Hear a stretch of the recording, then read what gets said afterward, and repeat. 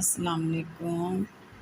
Urdu novel گونگے دکھ، مصنفہ اقبال بانو۔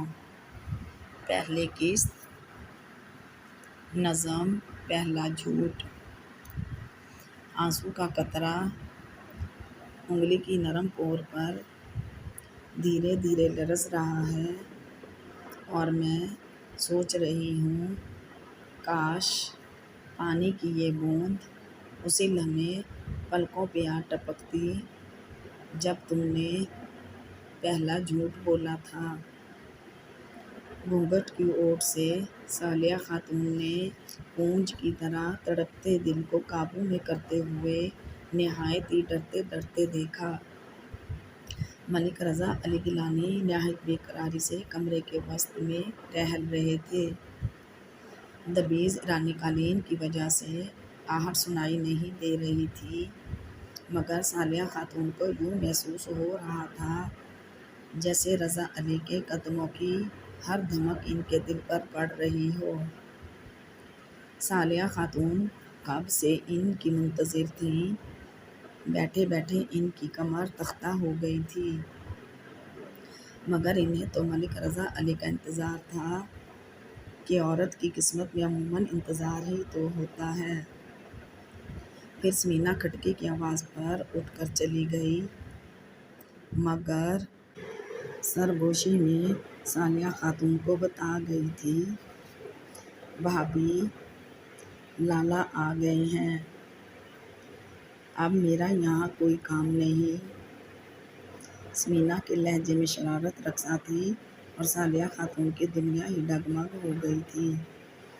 بدن کی عمارت میں دل اتنی شدت سے دھڑکا تھا کہ صالحہ خاتون کو محسوس ہوا جیسے ابھی پسلیوں کی حد توڑ کر باہر نکل آئے گا۔ انہوں نے سانس روک کر آنکھیں موند لیں۔ پھر تو کتنی ہی ساعتیں بیت گئیں، کتنے ہی بے درد لمحے سسکتے تڑپتے ہوئے گزر گئے۔ صالحہ خاتون آنکھیں بند کیے منظر دیکھ رہی تھیں کہ ابھی ملک رضا علی گیلانی ان کے چھپر کٹ کے پاس آئیں گے، اپنے لہجے کی ملامت اور لفظوں کی مدھ ان کی سماعتوں میں انڈیلتے ہوئے ان کی مخروطی انگلیوں والے ہاتھ تھام کر کتنے ہی وعدے کریں گے، مستقبل کو حسین لفظوں کا روپ دیں گے، ان سے ہمیشہ وفادار رہنے اور محبت کرنے کے وعدے لیں گے، اور وہ سر جھکائے ان کی ہر بات کا جواب اس بات میں ہی دیں گی کہ یہ رات ایسی تو نہیں ہوتی جو مرد کی کسی بھی بات سے انحراف کیا جائے، اور بھلا نئی نویلی دلہن کی یہ مجال کہاں۔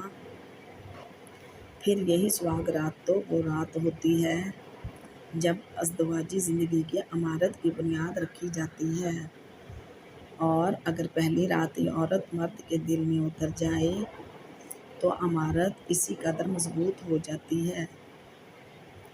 یہ رات جس کے بارے میں صالحہ خاتون نے کتنی ہی خوبصورت باتیں سن رکھی تھیں، یہ ان کی زندگی کی وہ حسین رات تھی جس کے خواب جوانی کی دہلیز پر قدم رکھتے ہی لڑکیاں دیکھنے لگتی ہیں، مگر کبھی کبھی یہ خواب دیکھے نہیں جاتے بلکہ آپ ہی آپ آنکھوں میں یہ سپنے بن کر در آتے ہیں۔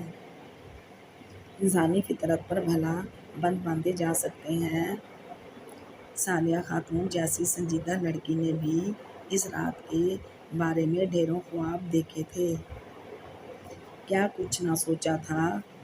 یہ اور بات کہ اس سوچ میں ملک رضا علی گیلانی کا نام تو ذہن کی کسی بھی رجن سے کبھی بھی داخل نہیں ہوا تھا، بلکہ وہ تو اس نام سے واقف ہی نہ تھیں، تو بھلا کس طرح سوچوں میں لے آتی۔ مگر جب رضا علی سے منسوب ہوئیں تو ان کے بارے میں ضرور سوچا تھا۔ وہ اپنے 10 مرلے کے مکان کی دہلیز پار کر کے ماں بھی اور ابا میاں کی دعاؤں کے سائے تلے رضا علی کی 10 کنال کی حویلی میں آ گئی تھیں۔ ان کی خوابگاہ میں ان کے چھپر کٹ پر زندہ حقیقت کی طرح بیٹھی تھی، مگر ملک رضا علی تو پھولوں سے لدے چھپر کٹ کے پاس ہی نہ آئے۔ کمرے میں آئے ضرور تھے، مگر ان کے منہ سے کوئی لفظ بھی نہ نکلا تھا۔ بس جب سے آئے تھے مسلسل ٹہل رہے تھے۔ نہ جانے کون سی پریشانی تھی، کون سا دکھ تھا، کیسی چبھن تھی جس کی کثرت نے انہیں پارے کی طرح متحرک کر رکھا تھا۔ انجانے سے دکھ تھے جو دونوں کے بیچ بول رہے تھے، مگر لگتا تھا ان کے پاس بولنے کے لیے کچھ نہ ہو، لفظ گونگے ہو گئے ہوں۔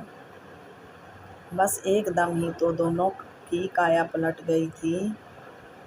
صرف قبولیت کے 3 لفظوں نے سب پرانے رشتے ختم کر دیے تھے۔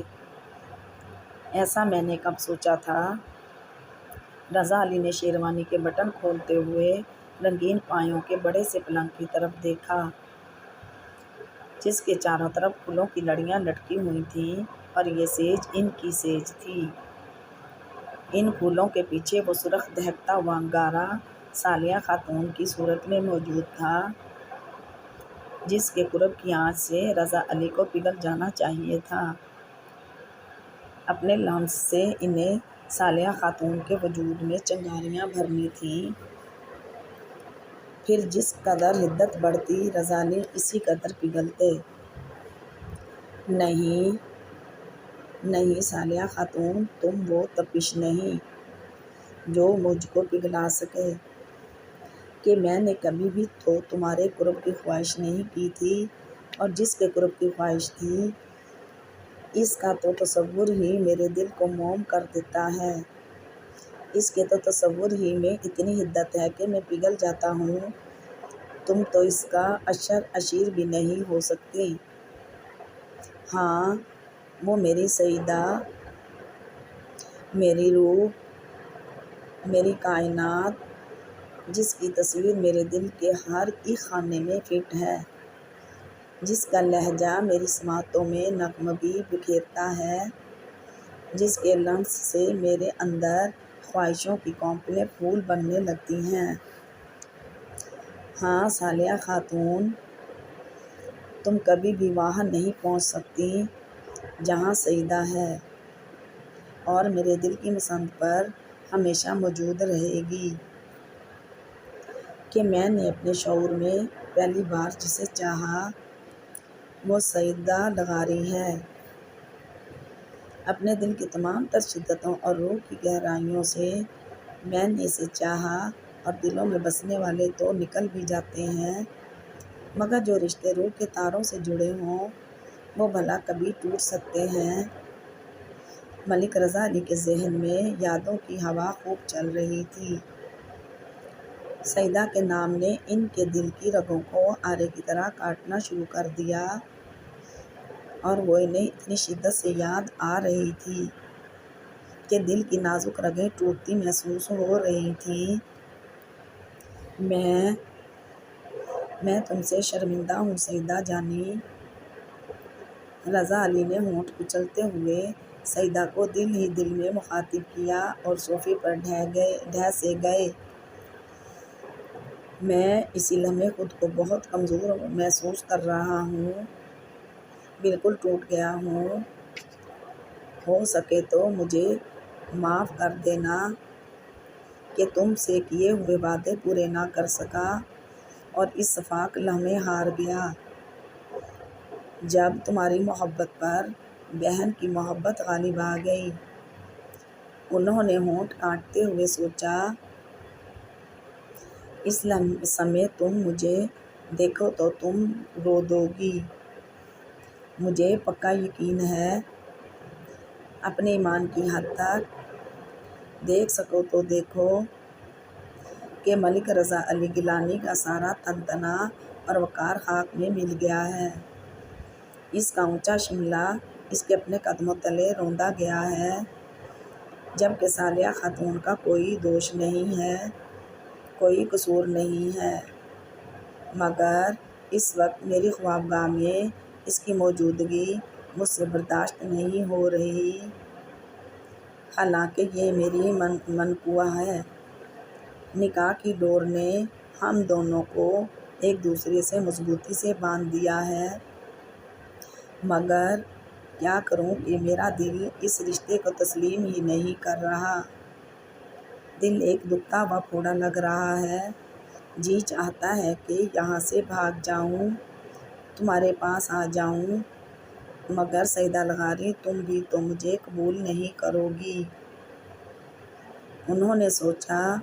پھر وہ صوفے سے اٹھ کر تیزی سے چھپر کٹ کی طرف بڑھے۔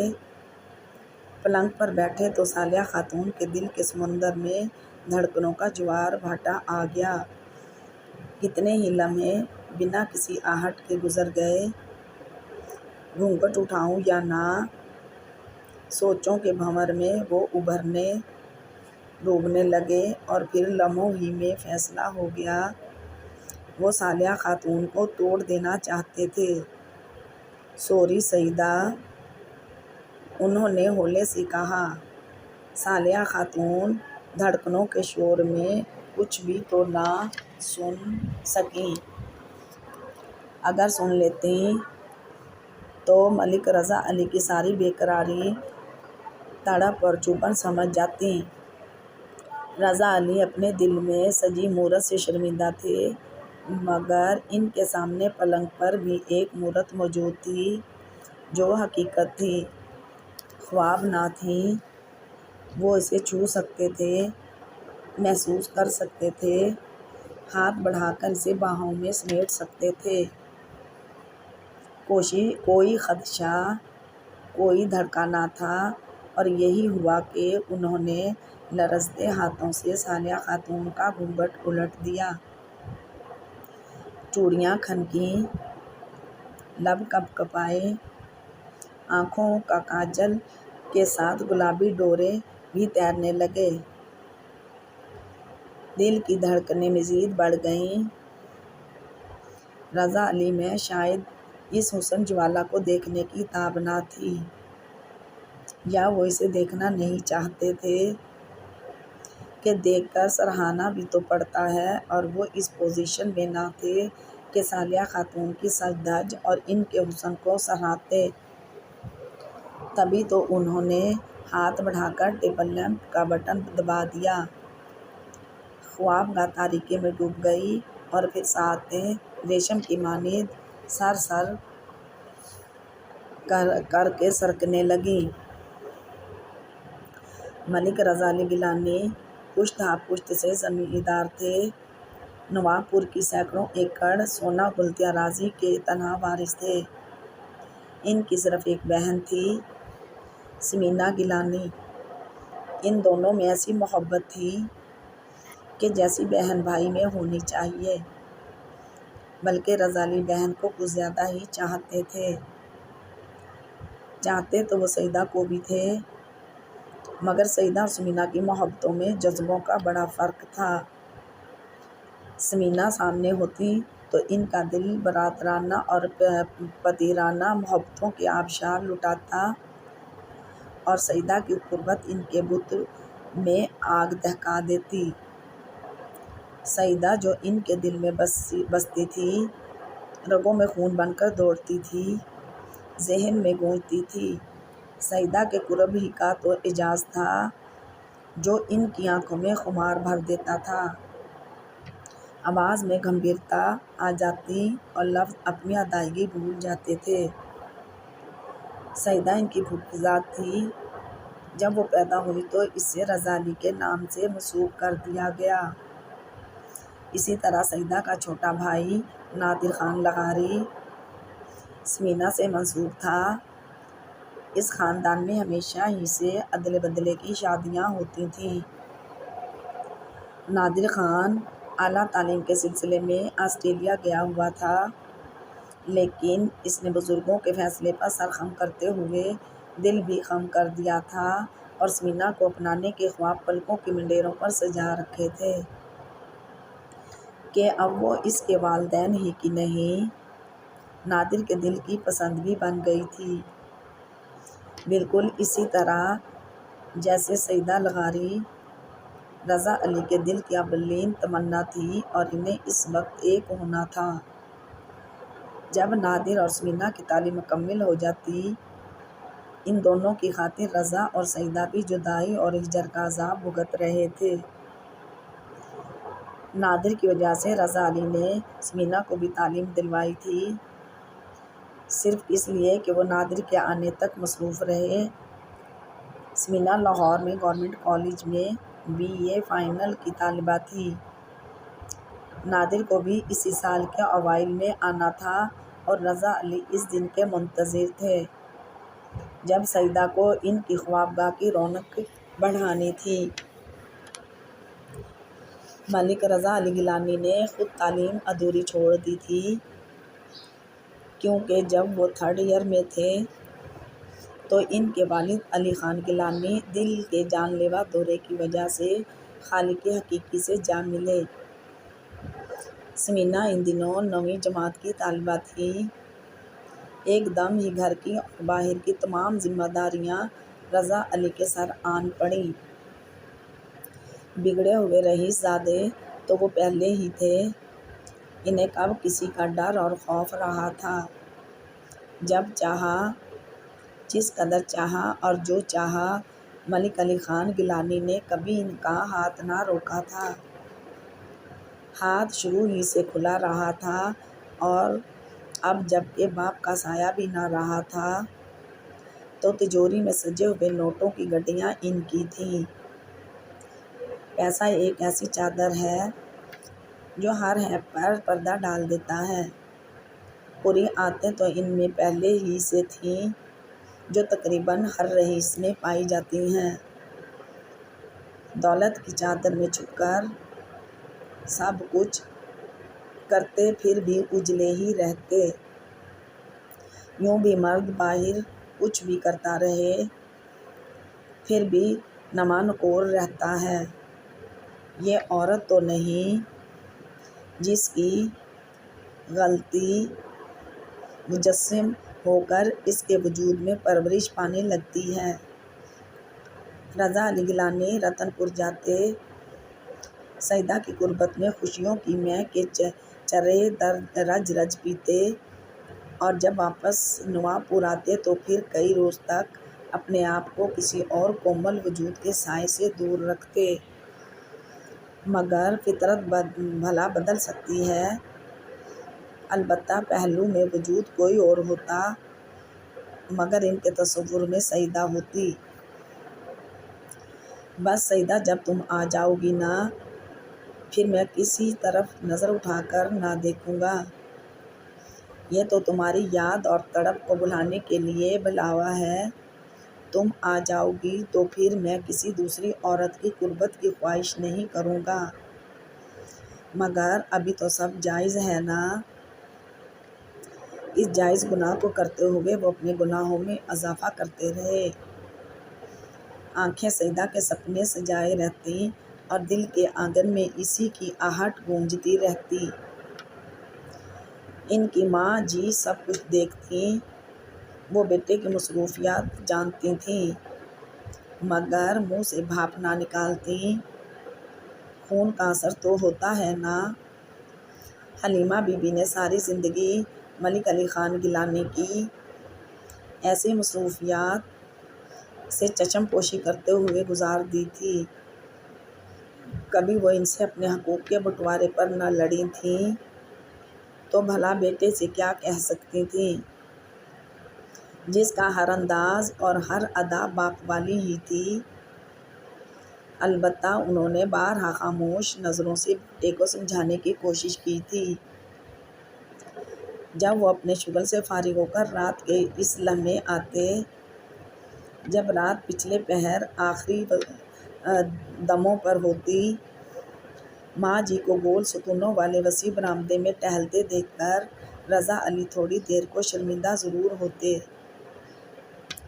مگر وہ شرمندگی بس چند ساعتوں کی ہوتی، پھر گزری رات کا کیفیت ان پر مستی کی چادر ڈال دیتا۔ ماں جی چاہتی تھیں وہ شریف مردوں کی طرح مغرب سے پہلے گھر آ جائیں مگر رضا علی نے کبھی بھی ان کی اس خواہش کا احترام نہ کیا تھا۔ ان کی راتیں تو ڈیرے پر گزرتی تھیں اور ڈیرے پر جو کچھ ہوتا تھا ماں جی جانتی تھیں۔ ثمینہ گیلانی رضا علی کی بہت چہیتی اور لاڈلی بہن تھی۔ ماں جی کے علاوہ تمام رشتہ داروں کی مخالفت کے باوجود انہوں نے ثمینہ کو پڑھنے کے لیے لاہور بھیجا تھا۔ وہ ہمیشہ ثمینہ کے لیے ڈھال بنتے تھے، اس کی خواہشات کی تکمیل کا سبب بنتے تھے۔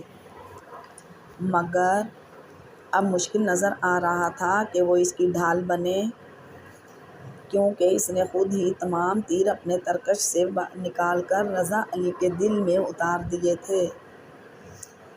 اتنا حوصلہ کب کسی میں ہوا تھا کہ وہ رضا علی کو دکھی کرتا، مگر ثمینہ نے ایسا کیا تھا۔ ثمینہ امتحان سے فارغ ہو کر نواب پور آئی تھی اور دوسرے ہی دن حفیظ بیگم بھی نواب پور آ گئیں۔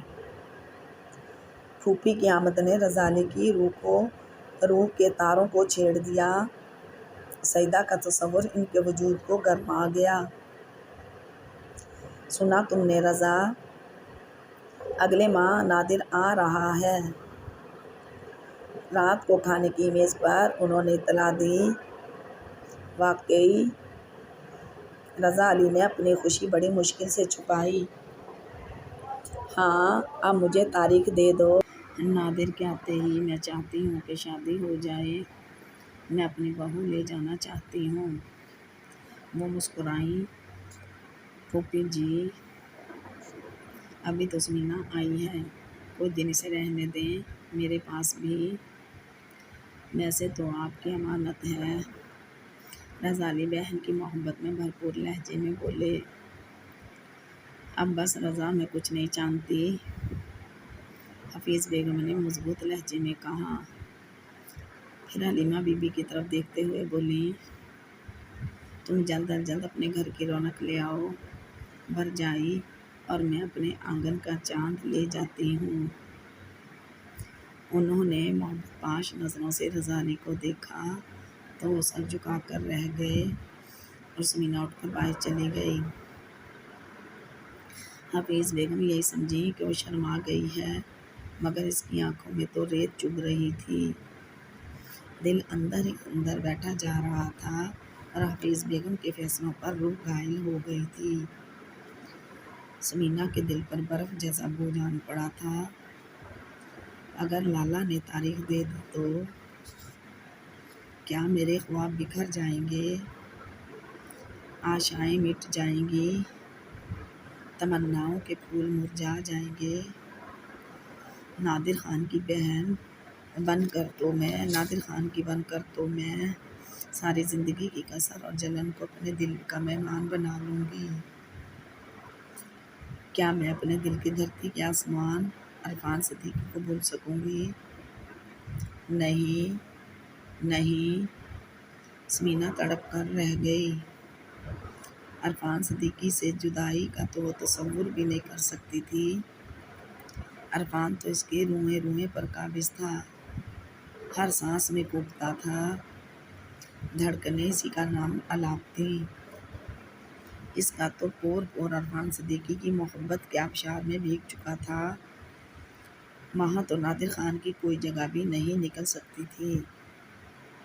میں نادر خان کی نہیں بنوں گی، ثمینہ نے ہاتھ مسلتے ہوئے خود سے کہا۔ میں مر جاؤں گی عرفی اگر تمہاری نہ بن سکی۔ میرے نام کے ساتھ صرف تمہارا نام ہی لگے گا، اس کے علاوہ اور کوئی نہیں۔ تم نے مجھے چھوا ہے تو پاؤ گے بھی تم۔ دل تمہارا ہے تو جسم بھی تمہارے اختیار میں دینا چاہتی ہوں۔ یہ میری سب سے بڑی خواہش ہے عرفان صدیقی، کہ میں تمہاری کہلاؤں۔ ہاں عرفی، صرف تمہارے نام سے پہچانی جاؤں۔ تم بن مر جاؤں گی عرفی، میں لالا سے کہہ دوں گی، خواہ وہ مجھے شوٹ ہی کر دیں، نادر کی بن کر تو مجھے روز مرنا ہوگا۔ لالا ایک ہی بار مجھے مار دیں گے نا، مجھے پرواہ نہیں۔ ثمینہ نے یہ سب سوچتے ہوئے دریچے سے سر ٹکا دیا۔ ادھر رضا علی گیلانی نے حفیظ بیگم سے کہا، پھوپھی جی گھر ہی کی تو بات ہے، نادر آ جائے تو تاریخ رکھ لیں گے۔ بس تیاریاں آپ بھی شروع کریں اور ہم بھی۔ کیوں ماں جی؟ ہاں حفیظ صحیح کہہ رہا ہے رضا، نادر کو آنے میں دیر سویر ہو جائے اور وہ اگر مقررہ تاریخ کو نہ پہنچ سکے، بس وہ آ جائے تو تاریخ بھی طے کر کے آ جانا، ہمیں تو بس اطلاع دے دینا۔ حلیمہ بی بی نے لسانیت سے کہا تو یہ بات حفیظ بیگم کی سمجھ میں بھی آ گئی، تبھی تو انہوں نے کہہ دیا تھا، ہاں یہ صحیح ہے۔